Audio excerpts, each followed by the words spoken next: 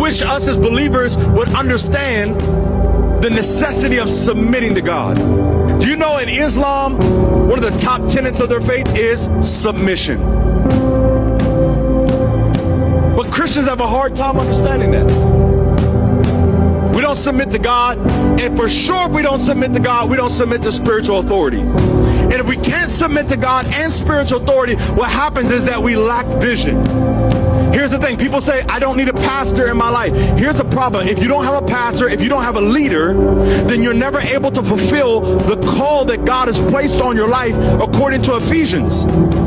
Ephesians tells us he gave us apostles, he gave us prophets, he gave us evangelists, pastors, and teachers for the equipping of the saints for the work of ministry. So if you say, I don't like to go to the house of God, here's the problem. You say, I believe in Jesus, but I don't do the whole church thing.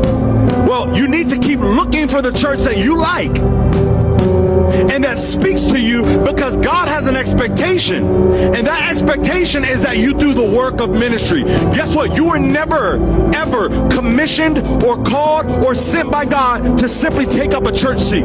You are called by God to get to work, and one day you and me are going to stand in front of the Lord and give an account for the work that we did for his name and his kingdom, which means I do not want to stand before the Lord empty-handed.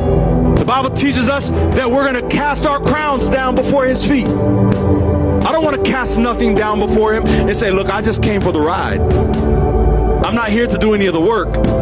I'm just here because I don't want to go to hell. God is not okay with that. If you have truly been saved, you want everybody to be saved.